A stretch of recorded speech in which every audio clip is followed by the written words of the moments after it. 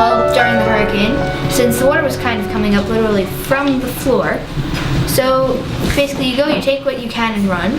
So because of course your mind is clouded by panic, you probably forget a few important things. I for one forgot pants and my camera. I was more upset over my camera than the pants. So, do you have a new camera today? Yeah, and it's pretty much the exact same thing. Oh, great. Except it was much cheaper than the first one. Oh, that's great. So you're excited about the class? Yes. Excellent. Thanks for sharing that story. You're welcome. Thank you.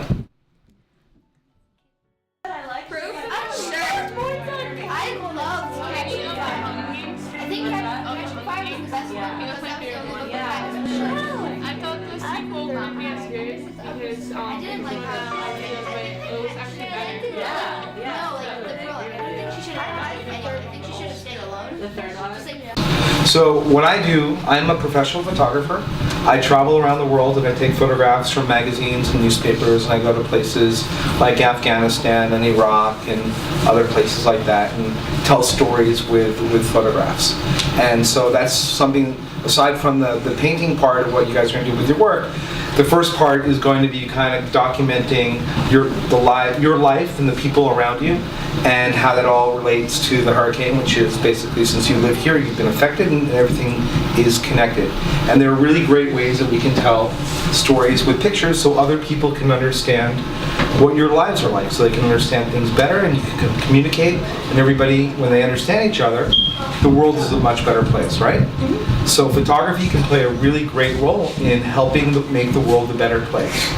So I'm going to talk a little bit about kind of some of the techniques of photography and what enables you to make a photograph that can make somebody go, wow, that's amazing, or somebody just turn the page and not pay attention to it. Because you want people to be able to like look at your pictures and go, wow, that's really amazing, that's a great picture, I'm moved, it makes me happy, it makes me sad, it makes me want to know more about that person in the photograph, it wants to make me know more about the photographer and what they're trying to say. So some people tell their stories writing things down with words, but I tell my stories with photographs, and that's what we'll talk about today, and hopefully what you guys will do for the next couple of weeks. Does it make sense? Yeah. Okay. So, trying things that are different should always be in your mind. So one of the things that makes photography look different, like why your picture will look different from hers, is that you're going to you can look at the same thing and have a completely different photograph because you're shooting from a different perspective. So maybe you're going to go down on your knees and shoot up, and she's going to stay standing and shoot straight. Or maybe you're going to use the zoom on the camera and go in tight, and somebody else is not going to use the zoom on the camera and is going to shoot the picture very wide. All of these things are going to give you guys your ability to be super creative, and it's all your choice. There's no real right or wrong. It's about doing something that you feel like, oh, this could work, and trying it, and then seeing if the photograph makes sense to you. Does it make sense to you guys? You understand? So you can be shooting an inanimate object, an object that doesn't move, like a building, or you could be shooting people, your brother, your sister, a friend. And so when you're doing that, it's not always just like kind of like one snap of the picture and then you're done. It's like you can move around, you can look for different angles, which will change kind of the whole perspective of the photograph. Sometimes it's really good to go in close and kind of just have a detail of the face. Sometimes it's good to kind of put a perspective and have, somebody in the foreground and other people in the background. These are all total decisions that you guys can make. You have a lot of control in your photographs. So it's also important to kind of pay attention to all the different things that are in the picture. So it's not just like whoever you're photographing, but it's also like what's in the background and all those different things. And then it's important to pay attention to light and to shadow. So light is really important.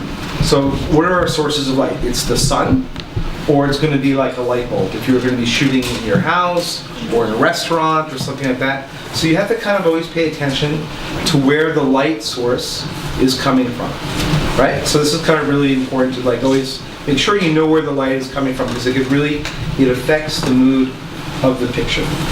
Of three young girls, and the light, you can see the light makes everything very orange, and it's coming from behind me, and lighting the girls.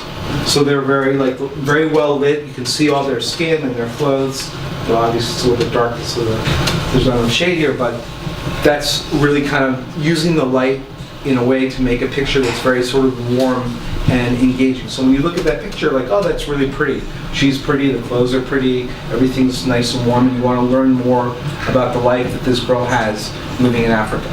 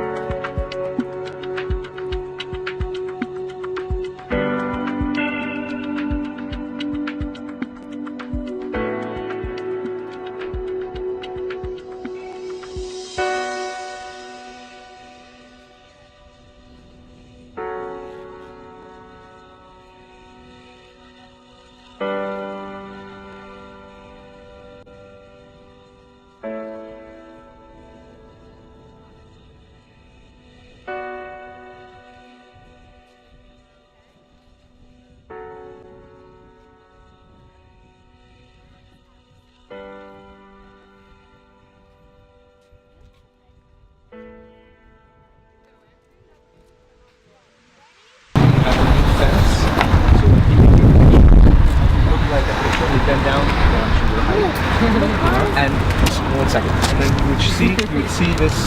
See, it's very graphic, but it still would say a lot. See what I'm talking about? Sorry, go ahead. This part of that Oh, cool! You nailed it. You got it. Great.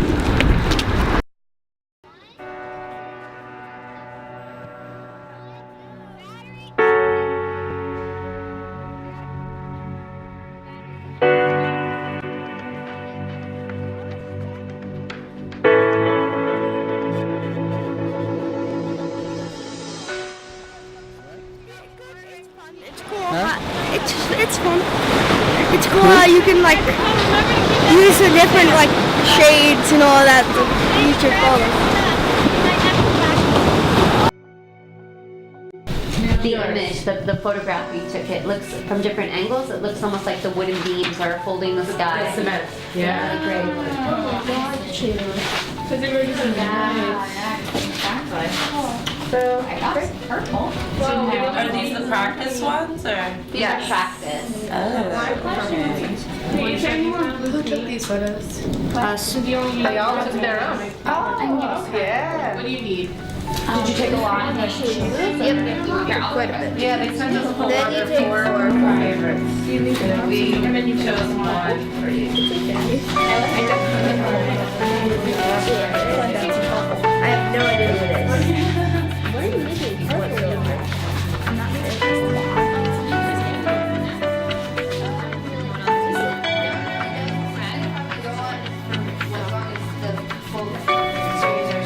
And which side were you guys each on? Let me guess, you were on the Twilight side and you were on the Harry Potter side. Harry Potter. And then the second one was between.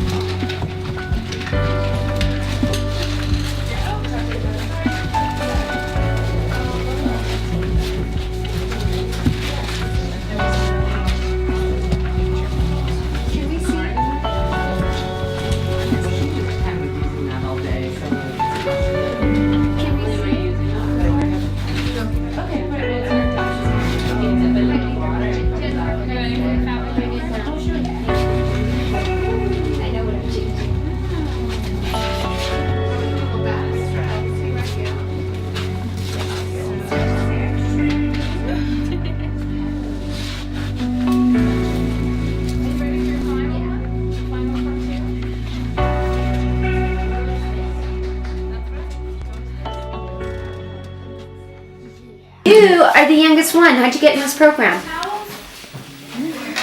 It's because when my mom first, when we came here, I heard that it was only 10 and up, but then you guys were nice enough to let me in. And you're amazing with the camera. So what have you learned about yourself in the past 2 weeks? I learned that when I went to the beach to take the pictures, I was loving the sand, and about the sand, I took a picture of myself by the sand with the sand pile, and they only could see my face by the sand pile, and I colored the sand pile yellow because I didn't have peach, and then I put the sky up top, and then after I said I love the sand because when I go in the summer, I love the sand because you could see it and you could feel it. So how do you feel about photography now? Do you feel that you're a photographer? Yeah, people ask me to take their pictures, and they say I'm good, and I did it for like months, and I love it. So, and you can look at me like we're having a regular conversation, even though it's kind of weird because there's someone taking pictures. But how do you feel about the program? Good. It's fun. It's fun. That's great. And how do you feel about your community? Are things changing? Yeah.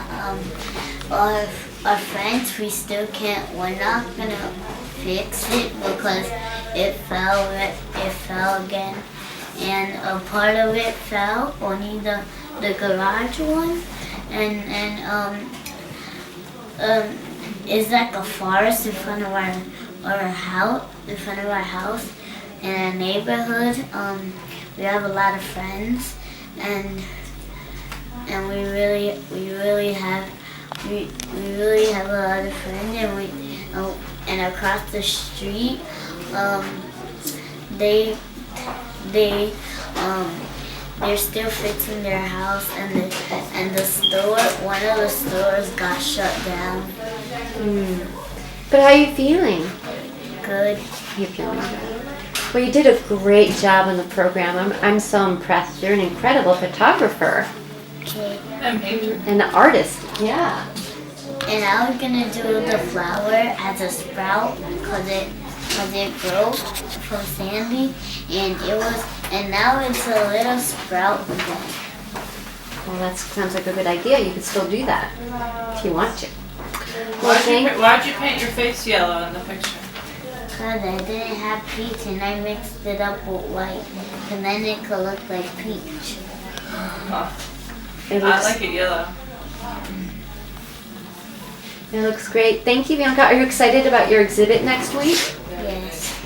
Fantastic. Well, thank you. Thank you so much. To Smallwater to seeing our photo workshop, and we have some wonderful young artists here, and they're leading tours. So just walk over to anyone, and they'll lead you a tour. And Claudia wanted to share something with you. Okay, so all of the pictures that you see around you have been taken by all the kids around you. We have taken countless pictures, and we have painted over the chosen one of all of them.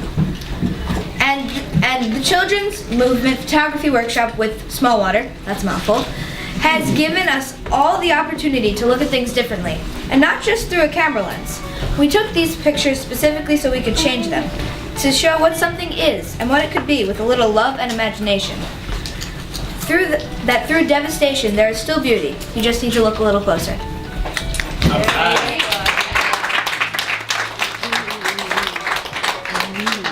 And with that, I'm gonna go back to continuing the tour. Oh, yeah, we have to finish the tour, right.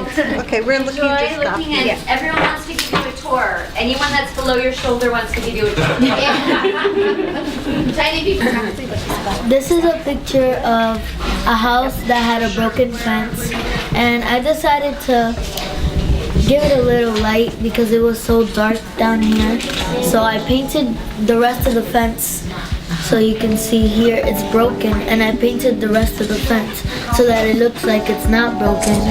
And then down here I painted the darker shades purple, and I left the lighter shades because sometimes when I see these type of floors, they're like purple on the darker shades, and then the lighter shades don't have any color. Ooh. Good. Okay, is Monica here in the mess? Monica?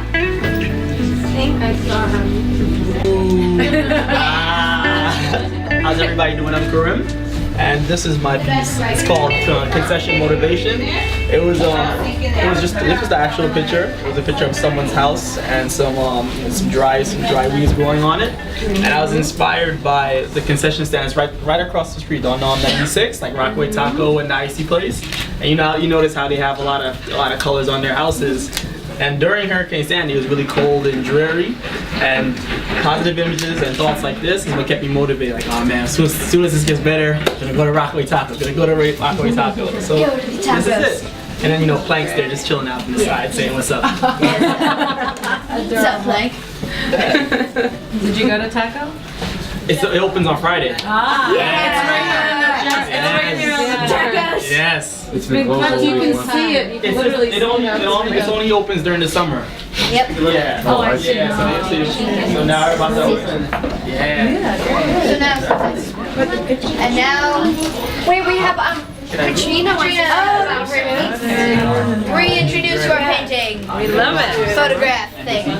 I'm not sure how to say it because it's painting. It's a photograph, but it's a poem. Just like concession. Tell us. Let Katrina tell. Thank you. It's called Fence, and when you look at it, there are certain of the panels are transparent, kind of, because they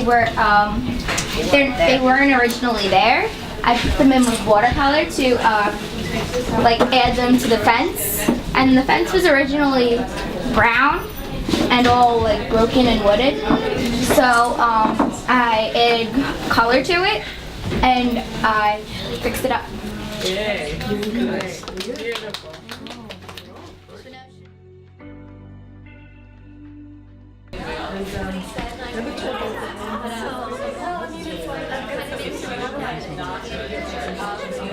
For me,